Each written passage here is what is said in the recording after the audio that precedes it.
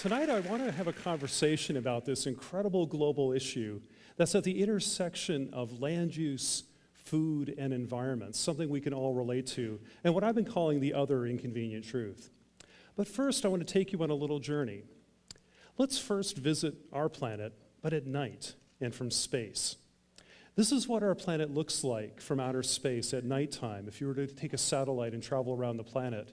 And the thing you would notice first, of course, is how dominant the human presence on our planet is. We see cities, we see oil fields, you can even make out fishing fleets in the sea. That we are dominating much of our planet, and mostly through the use of energy that we see here at night. But let's go back and drop it a little deeper and look during the daytime. What we see during the day is our landscapes. This is part of the Amazon basin, the place called Rondônia in the south center part of the Brazilian Amazon. If you look really carefully in the upper right-hand corner, you're going to see a thin white line, which is a road that was built in the 1970s. If we come back to the same place in 2001, what we're going to find is that these roads spurred off more roads and more roads after that, at the end of which is a small clearing in the rainforest where there are going to be a few cows. These cows are used for beef. We're going to eat these cows. And these cows are eaten basically in South America, in Brazil and Argentina. They're not being shipped up here.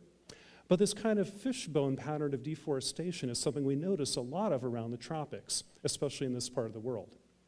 If we go a little bit further south in our little tour of the world, we can go to the Bolivian edge of the Amazon, here also in 1975. And if you look really carefully, there's a thin white line through that kind of scene, and there's a lone farmer out there in the middle of the primeval jungle. Let's come back again a few years later, here in 2003, and we'll see that that landscape actually looks a lot more like Iowa than it does like a rainforest. In fact, what you're seeing here are soybean fields.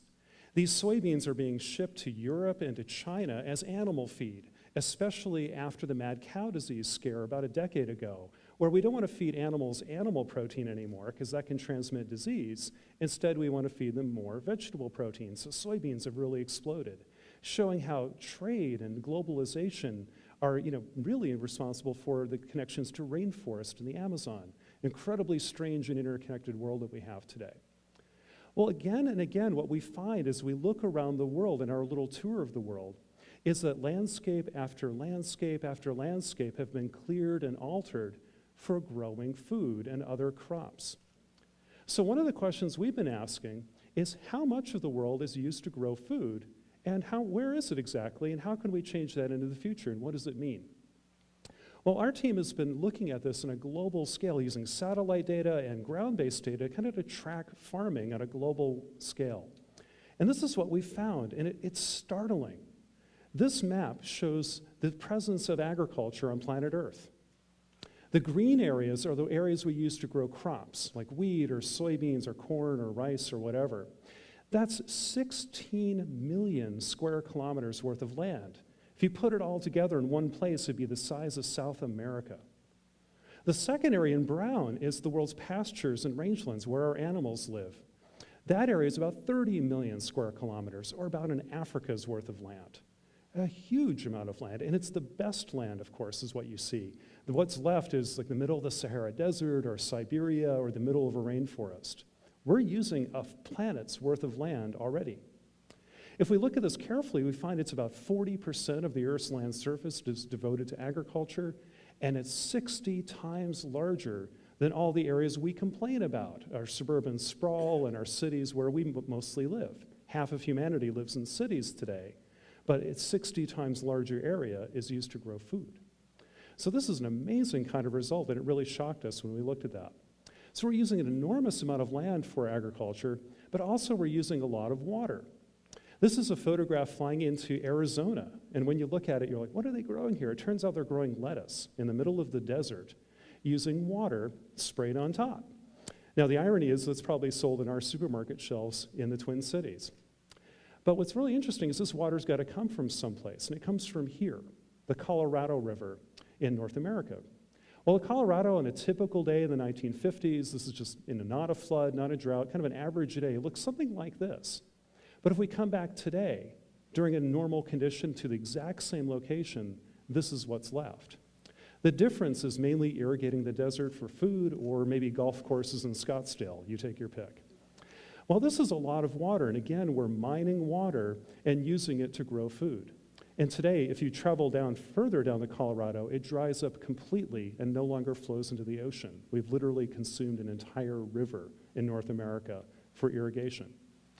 Well, that's not even the worst example in the world. This probably is, the Aral Sea. Now, a lot of you will remember this from your geography classes. This is in the former Soviet Union, in between Kazakhstan and Uzbekistan, one of the great inland seas of the world. But there's kind of a paradox here because it looks like it's surrounded by desert. Why is this sea here? The reason it's here is because on the right-hand side, you see two little rivers kind of coming down through the sand, feeding this basin with water. Those rivers are draining snowmelt from mountains far to the east, where snow melts, it travels down the river through the desert and forms the Great Aral Sea. Well, in the 1950s, the Soviets decided to divert that water to irrigate the desert to grow cotton, believe it or not, in Kazakhstan, to sell cotton to the international markets to bring foreign currency into the Soviet Union. They really needed the money. Well, you can imagine what happens. You turn off the water supply to the Aral Sea, what's going to happen? Here it is in 1973, 1986, 1999, 2004, and about 11 months ago. It's pretty extraordinary. Now, a lot of us in the audience here live in the Midwest. Imagine that was Lake Superior. Imagine that was Lake Huron. It's extraordinary change. This is not only a change in water and where the shoreline is, it's a change in the fundamentals of the environment of this region. Let's start with this. The Soviet Union didn't really have a Sierra Club, let's put it that way. So what you find in the bottom of the Aral Sea ain't pretty. There's a lot of toxic waste, a lot of things that were dumped there that are now becoming airborne. One of those small islands that was remote and impossible to get to is a site of Soviet biological weapons testing. You can walk there today. Weather patterns have changed. 19 of the unique 20 fish species found only in the Aral Sea are now wiped off the face of the earth. This is an environmental disaster writ large. But let's bring it home. This is a picture that Al Gore gave me a few years ago that he took when he was in the Soviet Union a long, long time ago, showing the fishing fleets of the Aral Sea. You see the canal they dug? They were so desperate to try to kind of float the boats into the remaining pools of water, but they finally had to give up because the piers and moorings simply couldn't keep up with the retreating shoreline. I don't know about you, but I'm terrified that future archaeologists will dig this up and write stories about our time in history and wonder, what were you thinking? Well, that's the future we have to look forward to. We already use about 50% of the Earth's fresh water that's sustainable, and agriculture alone is 70% of that. So we use a lot of water, a lot of land for agriculture. We also use a lot of the atmosphere for agriculture. Usually when we think about the atmosphere, we think about climate change and greenhouse gases, and mostly around energy. But it turns out agriculture is one of the biggest emitters of greenhouse gases too. If you look at carbon dioxide from burning tropical rainforest, or methane coming from cows and rice, or nitrous oxide from too many fertilizers, it turns out agriculture is 30% of the greenhouse gases going into the atmosphere from human activity. That's more than all our transportation, it's more than all our electricity, it's more than all other manufacturing, in fact. It's the single largest emitter of greenhouse gases of any human activity in the world. And yet we don't talk about it very much. So we have this incredible presence today of agriculture dominating our planet, whether it's 40% of our land surface, 70% of the water we use, 30% of our greenhouse gas emissions. We've doubled the flows of nitrogen and phosphorus around the world simply by using fertilizers, causing huge problems of water quality from rivers, lakes, and even oceans. And it's also the single biggest driver of biodiversity loss. So without a doubt, agriculture is the single most powerful force unleashed on this planet since the end of the Ice Age. No question, and it rivals climate change in importance, and they're both happening at the same time.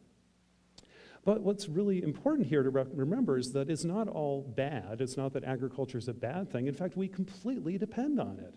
It's not optional. It's not a luxury. It's an absolute necessity. We have to provide food and feed and, yeah, fiber and even biofuels to something like 7 billion people in the world today. And if anything, we're going to have the demands on agriculture increase into the future. It's not going to go away, it's going to get a lot bigger, mainly because of growing population. We're 7 billion people today, heading towards at least 9, probably 9.5 before we're done. More importantly, changing diets. As the world becomes wealthier, as well as more populous, we're seeing increases in dietary consumption of meat, which take a lot more resources than a vegetarian diet does. So more people eating more stuff and richer stuff, and of course, having an energy crisis at the same time, where we have to replace oil with other energy sources that will ultimately have to include some kinds of biofuels and bioenergy sources. So you put these together, it's really hard to see how we're going to get to the rest of the century without at least doubling global agricultural production. Well, how are we going to do this? How are we going to double global ag production around the world? Well, we could try to farm more land. This is an analysis we've done where on the left is where the crops are today. On the right is where they could be based on soils and climate, assuming climate change doesn't disrupt too much of this, which is not a good assumption. We could farm more land, but the problem is the remaining lands are in sensitive areas. They have a lot of biodiversity, a lot of carbon, things we want to protect. So we could grow more food by expanding farmland, but we better not, because it's ecologically a very, very dangerous thing to do. Instead, we maybe want to freeze the footprint of agriculture and farm the lands we have better. This is work that we're doing to try to highlight places in the world where we could improve yields without harming the environment. The green areas here show where corn yields, just showing corn as an example, are already really high, probably the maximum you could find on Earth today for that climate and soil.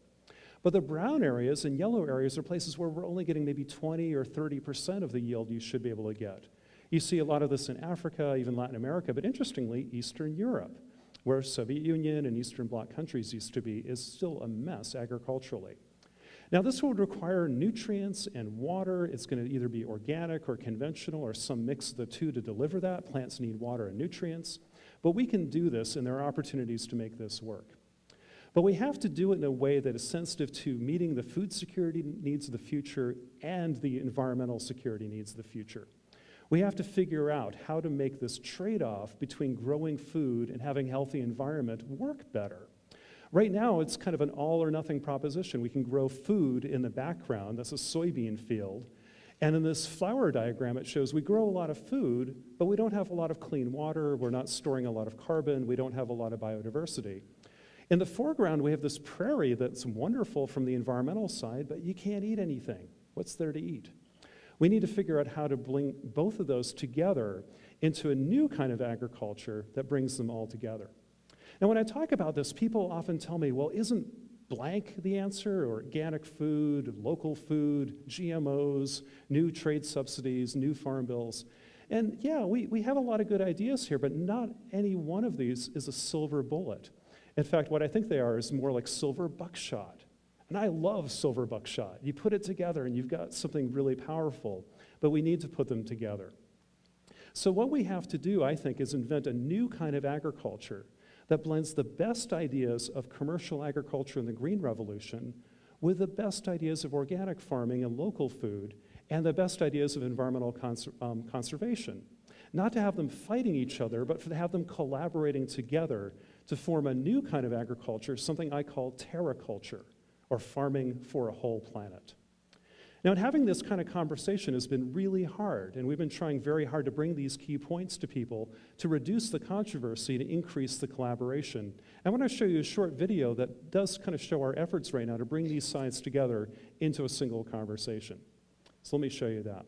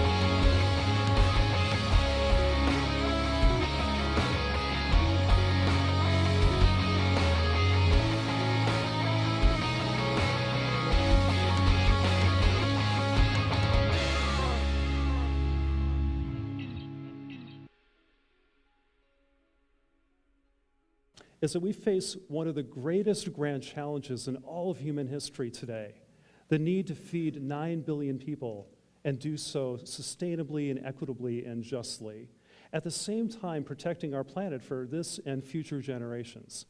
This is going to be one of the hardest things we ever have done in human history, and we absolutely have to get it right. And we have to get it right on our first and only try. So thanks very much. Thanks.